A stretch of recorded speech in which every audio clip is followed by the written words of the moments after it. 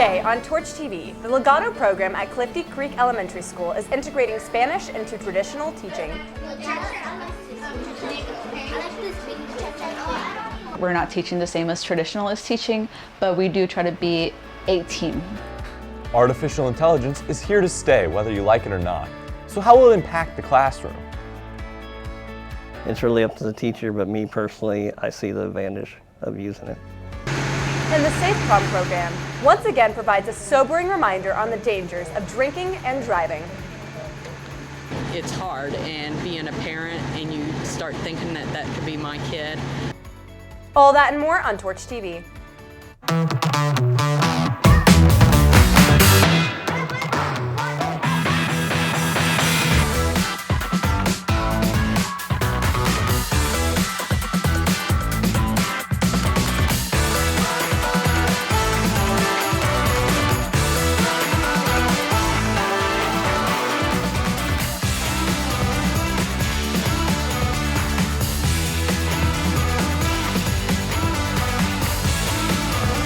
Good morning and welcome back to this edition of Torch TV. I'm your host, Emma Burns, and joining me today is Matthew Degner. How you feeling today, Matthew? I'm feeling pretty good. I can count down the number of days left in school on one hand, and that's always a good sign. A little scary? You ready? Little. I think I'm ready for college, but I'm really just worried about, changing schools. But speaking of school changes, significant changes are coming to the administration offices of both East and North.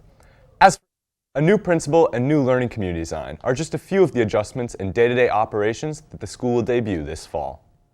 Going into the next school year, we're going to be seeing some big changes in the admin office between both East and North. The changes being made is that they're going to create cohort teams that will cover a class at the second or at the high school level. So each class will have a team that will focus specifically on that class. So you'll be looking at your guidance counselor doing essentially what they're doing now, scheduling and credits and helping students stay on track academically. Then you're going to have academic coaches who will be checking in and helping build those strong relationships with students through all 4 years of their high school experience. One of the biggest changes, a complete overhaul to deans and the role they play in the school. And they'll no longer be called deans. They'll be given a new title, and that is academic coach. Their role will be to help design ways and help staff figure out ways to enhance student success. While many factors played into BCSC's decision to switch to the cohort model, such as a desire to bring staff and students closer together, the chief inspiration was a declining graduation rate over the past few years and a drive to see more students succeed. We're not where we'd like to be. I like to say here at Columbus North, we look for the one. And each semester, each staff will have someone that they can reach out and help. And that's what this is going to be, a concerted, focused effort to help those students who need help. Despite some drastic changes and new reorganization, drawing not just from the high school level, but also bringing in staff from the elementaries and middle schools all across BCSC, the faculty is optimistic about the new structure. Well, it's going to have a positive impact for everybody in this building, staff, students, all stakeholders involved. I'm excited about that. Anytime you can break it down and make things a little smaller. Here at Columbus North, we're about 2,300 students. Make those cohorts around 600. Have a team focus on that smaller cohort. I believe we'll get good results. You're an academic coach, you're going to have guidance counselor, you're going to have assistant principal that's with you the entire time and be able to follow through with you and watch you come in as a freshman and walk across stage when you graduate from either North or East. This is just an overview of a few of the changes for next year. Dr. Parsons will be our new principal, with Mr. Manuel and Mrs. Collins joining Ms. Chambly as vice principals. Mrs. Beck will be returning to head the counseling department, with Mr. Hanson going back to being a counselor. We put out a poll on our Instagram asking if students had heard about the changes, and 66% of kids reported having not heard about the cohort model, even though it'll be directly affecting them next year. With more changes, with Mr. Newell's departure from East next year, Dr. Parsons will be taking on the job as our new East principal. While Dr. Parsons was originally Clifty Creek's principal before moving to East, he says that he always had a passion for secondary education and cites that as one of his primary reasons for moving to a high school setting.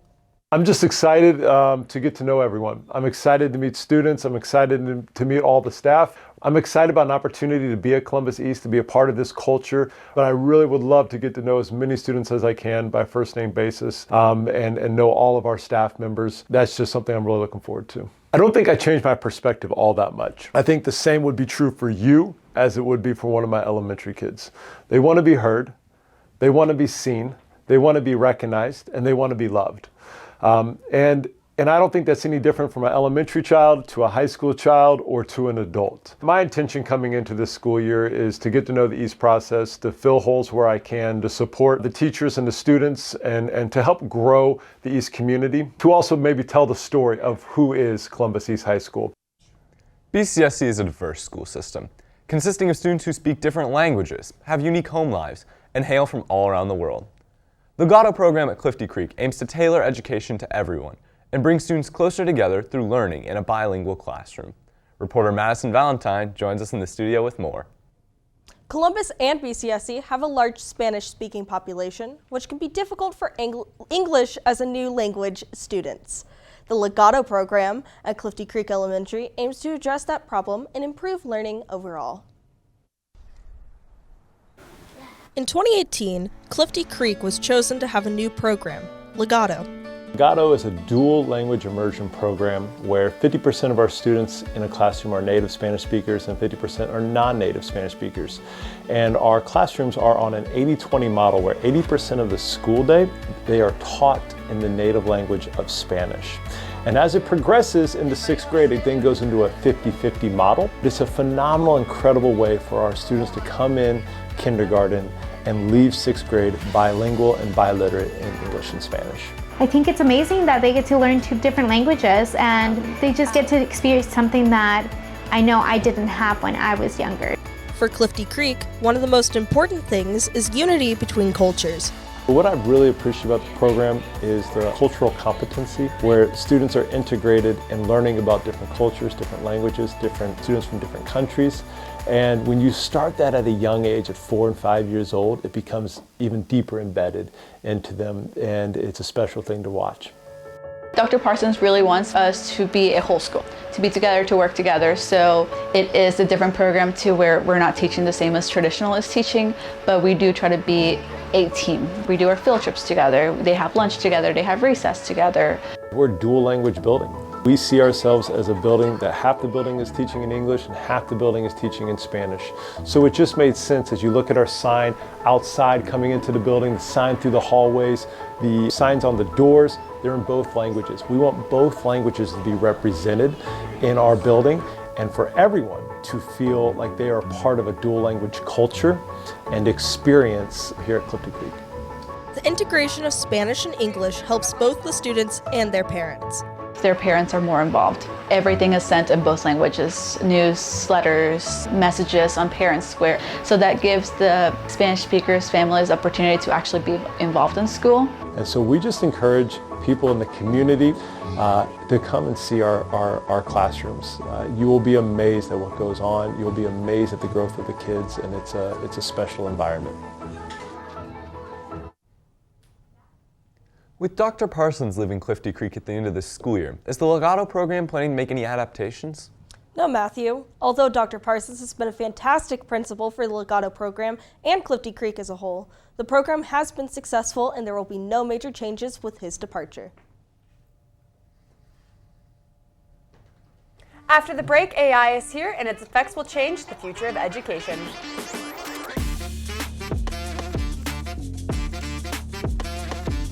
The school system is finally breaking ties with its learning as we move towards a new platform, Canvas. All that and more on Torch TV.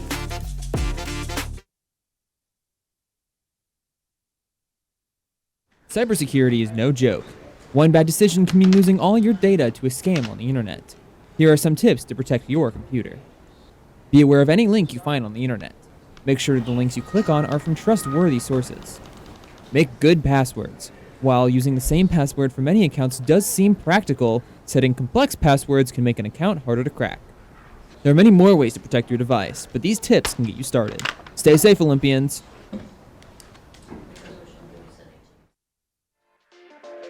Here at Columbus East, we want to make sure you can find something to supplement your hobbies. Whether it ranges between art, or gaming, or anything in between, please remember that we want to include you in expanding your hobbies on campus. Get involved today.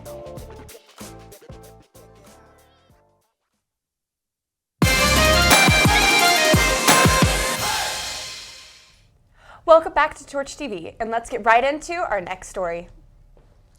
AI has been emerging as a powerful tool in several industries for the past decade, and now it's making a mark on the education world with chatbots like ChatGPT and Google's Bard. Not without pushback, however. Camille Wilson joins us in the studio with more. Thank you, Matthew. In this ever-evolving landscape of education, one force is driving a monumental shift like never before. Artificial intelligence, AI, is emerging as a powerful catalyst revolutionizing how students write essays, acquire knowledge, and changing that very fabric how they are taught. With the rapid development of AI with chatbots like ChatGPT and Google's Bard, along with AI that can emulate voices and deepfakes, it is undeniable that AI is here to stay. The difference between ChatGPT and Bard is ChatGPT literally does a Google search. So you type something in, it goes out and starts researching it then. Bard has read the entire internet, and instead of doing any Google searches, it literally comes up with its own response on its own. It's more true AI. It doesn't go out and read the internet. It already knows everything on the internet. These AI, while initially complicated, can be fantastic tools for educators and students alike. By properly utilizing their abilities, teachers have noted several benefits. It has affected the way I work with individual students, though. So if I have a student who, for example, is having a difficult time maybe getting started on a paper, we can maybe use ChatGPT to get some ideas going. I think more students should use it like, I don't understand this part of a book, or I don't understand a term. There are even benefits for people outside of the education world. I think this is just a new technology that everybody, not just the students, need to learn how to use properly. Multiple things even outside of school that I use ChatGPT for, just for fun. I was going on vacation, I'm like, going to this location for 5 days, give me an itinerary. And it literally listed where to go, the address, what to get. So if it was like a restaurant, try this food. I mean, it really went into details. While using an AI is not technically plagiarizing, using the exact text it outputs or having a copy-paste mentality harms student progress and is not conducive to a learning environment. I understand that it is something that we need to look out for when we are grading papers, so we certainly want students to use it as a tool, but not as their end product. Although people are scared of AI turning sentient and launching Skynet, AI has the potential to completely reshape how we think about education. I don't think you can leave them out completely, because if we leave them out completely, we're not preparing students for what's going to happen in the real world. Teachers got to get used to either saying, you know, yes, it's allowed in my classroom, like cell phones, or no, I'm not going to allow it. It's clear that AI is not going to be a replacement for human teachers, but it will serve as a powerful tool that will help argument student abilities. This combination of human and AI-driven technology has the potential to unlock new frontiers in the education world, and this is just the beginning. Education's ultimate goal remains the same, however, equipping students with the skills and knowledge they need in order to thrive in an ever-evolving world. AI is also impacting the new industry as well. In fact, everything I've been saying to you just now was generated using ChatGPT with only minor editing from a writer. Can educators find other uses for AI chatbots like ChatGPT? A multitude of uses for sure. ChatGPT can be used to write lesson plans for teachers, even for specific scenarios, and it has the ability to grade papers with pretty detailed reasonings as to why a paper got a certain score, along with ways to improve it. East is making even more changes for next year, and It's Learning is out, and a new program called Canvas is in, becoming the new It's Learning software for students. I've learned all on it. I've been taught on it, and I've learned how to use it. Haven't been using it in my classroom because it's not set up for us to use in the classroom yet. but it's a little more personalized. Like you can choose a banner on the front of the page. I think it's really cool. It's got a lot of new stuff to it, new features. I think the students will really like it. That's what they use at IU and a lot of other schools. I'm kind of excited that It's Learning's leaving because I know we're all tired of it and we all have our own little things that we're like, oh, I hate It's Learning, it does this or that. But Canvas is kind of neat because it's new and fresh, and it works more like a web page rather than just individual pages. But I think it's fresh and new and everybody will really enjoy it. The very first day of school, there it'll be ready for us. So, this is usually the point in the show where we do the Matthew Minute, but you're over here and the green screen's over there, so. Yeah, I guess, I just won't be able to do one today, unfortunately. Yeah, but like it's our last show. I feel like you need to do like a last Matthew Minute. Like I feel like you have to end things off. I mean, that's true. And my ex-girlfriend always said closure is really important. So, welcome to a special edition of the Matthew Minute, the show where news topics are presented in a brief format. I'm your host, Matthew Degner, and we're starting off with some updates on some of the largest stories from the past. On March 10th of 2022, the first episode of the Matthew Minute premiered, covering Russia's invasion of Ukraine. At the time, the conflict had been publicly known about for around 2 weeks. Now, about 15 months later, let's look at some of the facts.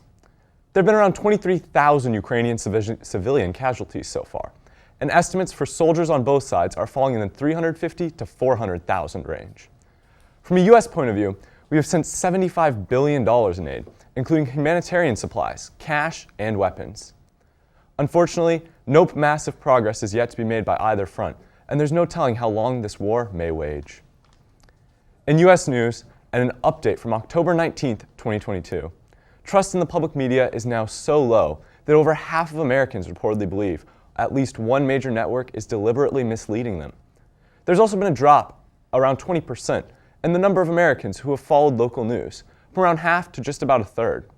The number of people who report media hard to follow has also increased. With growing distrust and a lack of interest, news and facts may no longer be a priority in many Americans' lives. In state news, a brand new law has been introduced and will take effect on July 1st. This legislation allows Indiana officers to order any citizen not involved in an ongoing police investigation to step back 25 feet. Supporters are saying this law is protecting both officers and civilians, but criticizers believe that it hinders the public freedom to record officer behavior and could potentially be manipulated. Finally, in local news, today marks the airing of the final episode of the Matthew Minute. Over the last 14 months, I've had the honor of presenting topics ranging from record-breaking fish catches, political indictments, to deaths in the royal family, to wars halfway across the world. I truly hope anyone who has watched has learned something, and thank you for joining me one last time. I'm Matthew Degner, and always remember to stay informed. Next up on Torch TV, we explore the SAFE program and how actors put on the show. And we finish up by looking at some of the favorite memories of our very own graduating seniors. All that and more after the break.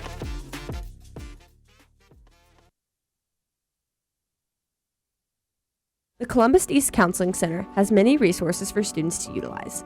Every student has a counselor based on their last name to help them with their needs, whether it be emotional or academic. For last names A through F, you have Mr. Hansen. For last names G through M, you have Miss Wagner.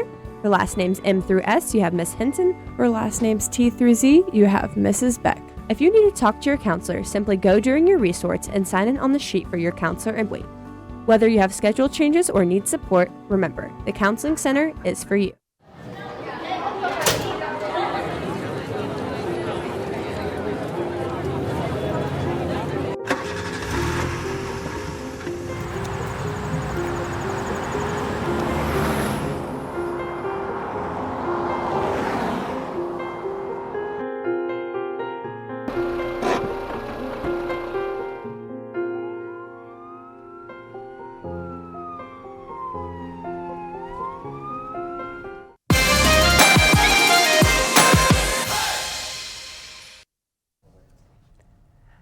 Welcome back to Torch TV.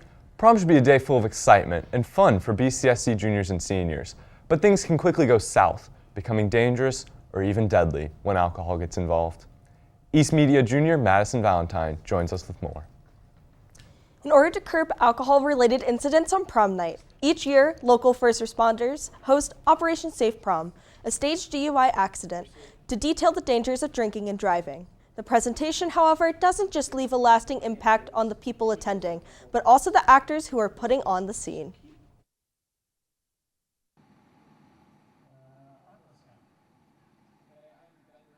On May 4th at 9:30 a.m., 4 Columbus North students were involved in a drunk driving incident near the school's auditorium parking lot.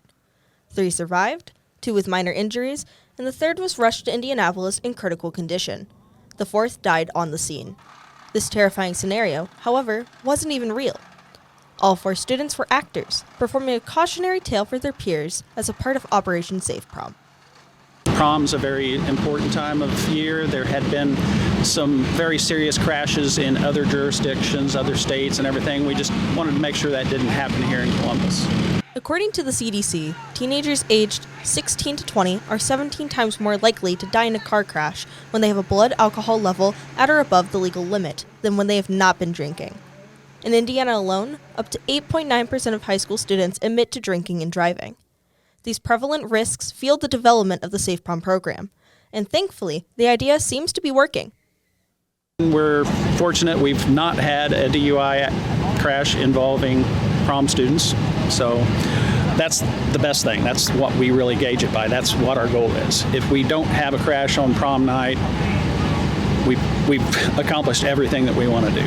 Like most performances, Safe Prom isn't exempt from feelings and passion. The show takes a heavy emotional toll on those involved.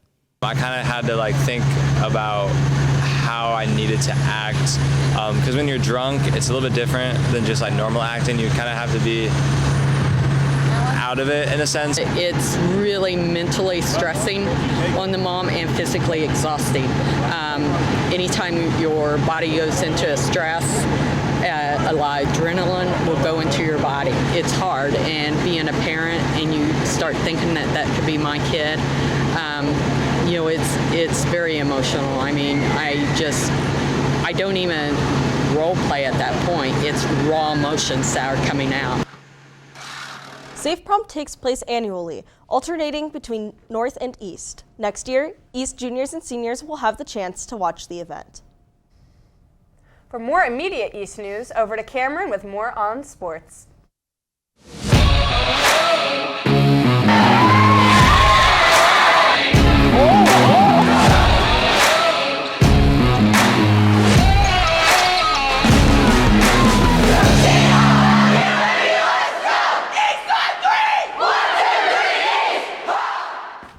Thanks, Emma.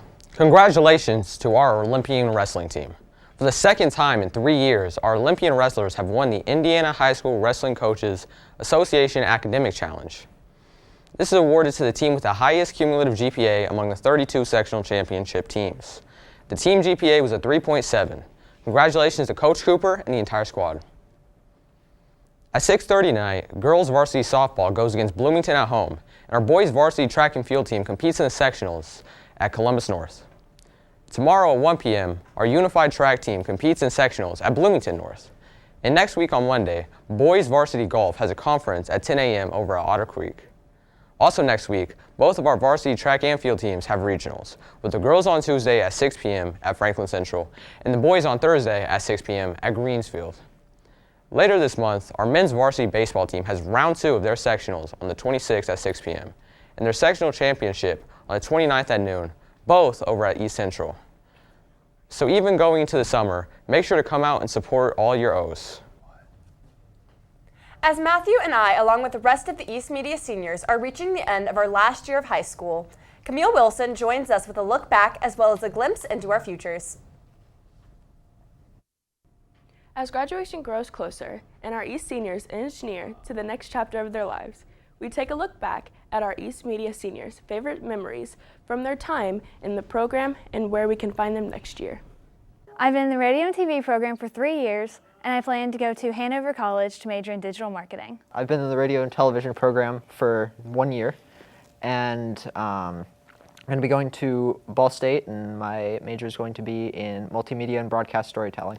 I've been in the radio and TV program here for the last 3 years, and after high school, I plan to go to Ball State and major in video production and minor in theater arts.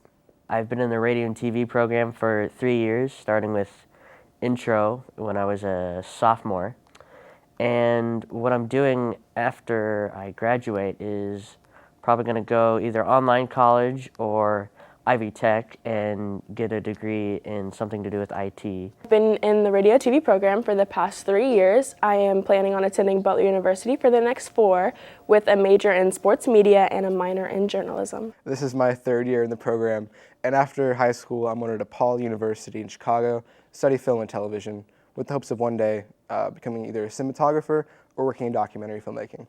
I've been a part of radio and television for 2 years. I'm going to be going to Lewis University next fall to study aviation flight technology. I started with intro my sophomore year, and then the past 2 years I've been in the full-time class. Next year I plan to attend university in Phoenix, Arizona. I plan to major in entrepreneurship and minor in filmmaking. My favorite thing about the radio and TV program is bullying Rotor. My favorite part of this class has been when we get that final good run of a show and everyone in the control room's like, yeah, we did good. That was excellent. My favorite memory was probably back in October. Me and another student here in the program went to Seymour Sphere Fair. We shot there for 2 weekends in a row. It was really, really cool getting to work in a more professional setting, and we got to meet a lot of really cool people that we will remember for the rest of our lives. Some of my favorite memories throughout the program have just been being able to work with ideas that you think of, and Rotor will just really let you go and do those ideas like Under the Sun. Working on Under the Sun is pretty fun and is really hard when you have to try and keep a straight face while you're eating pudding or whatever. My favorite memory is watching Ryland Perkins walk in at 8:02 every morning instead of coming on time. The most recent episode of Under the Sun with Ryland Perkins, I shot it with the camera angles, and it was really fun kind of figuring out creative ones to do. No, my favorite memory was doing the second Ryland Perkins shoot with Mr. Newell, because it was really fun to see him in a context you usually wouldn't engage with somebody like a principal on. My favorite part of the class is making my show. That's all for the year, and that's all for today. From Matthew, Madison, Cameron, Camille, I'm Emma Burns, and thanks for watching Torch TV. Remember to take care of yourself, others, and the place. And as some very fitting last words as a part of the program, try to be the best part of someone's day.